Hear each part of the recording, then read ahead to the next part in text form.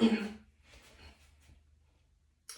simple hello to your neighbor, a head nod to someone in passing, and a thumbs up to show agreement are some of the ways that we communicate with each other every single day.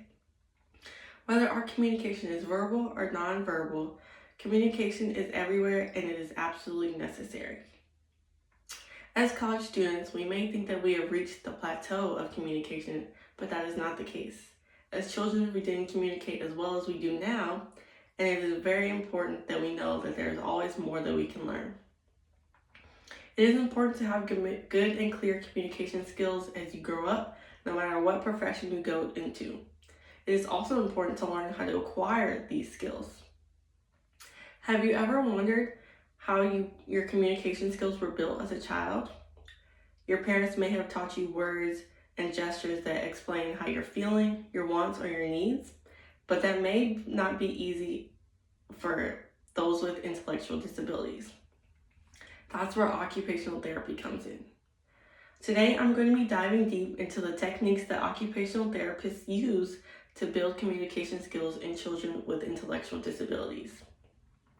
Occupational therapists foster these good communication skills in children by using nonverbal cues, written communication, physical activities to foster that, as well as introducing the family into therapy sessions. In any type of relationship, it is very important to have a good foundation. In a therapist-client relationship, it is very important to have a good and healthy learning environment.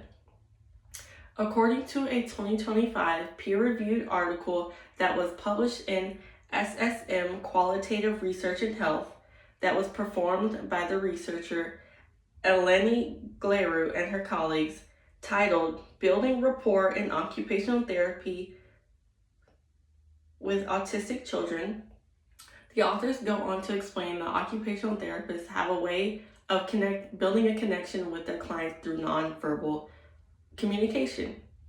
This includes picking up on gestures, movements, facial expressions, and also the gestures in shared activities. These signs of communication are important to learn because they can easily go by unnoticed every single day. As students ourselves, I'm sure we're no strangers to knowing that we all have different learning styles. Some of us learn best through visual aid, and some can rely only on auditory processing. A part of having good communication skills is that we are able to receive communication as well as give good communication. In the clinical article, Occupational Therapy for Kids Enhances Communication Skills, which was written by physical therapist specialists, physical modes of learning such as games and communication boards are found to be really helpful. They are found to be fun ways and new diverse ways to learn these skills.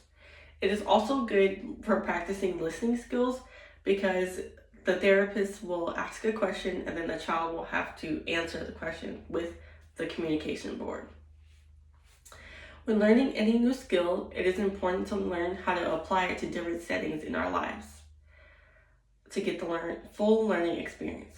A new approach to occupational therapy is introducing our families.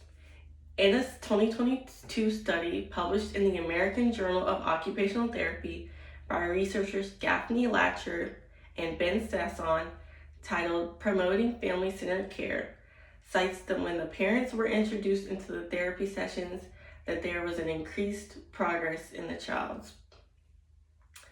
Also, in a 2012 article published in the Journal of Paramedic Practice, occupational therapy educator Rachel Twinley wrote an article titled Developing Communication Skills in Occupational Therapy and Paramedic Students. This article goes on to explain some of the modes that the occupational therapy students were taught to learn communication and to go on to teach communication as they go on into their profession. They were able to incorporate these modes into their own learning, which they will go on to teach later in life. In closing, occupational therapists build communication skills by creating nonverbal cues, written communication, physical activity, and family-style therapy.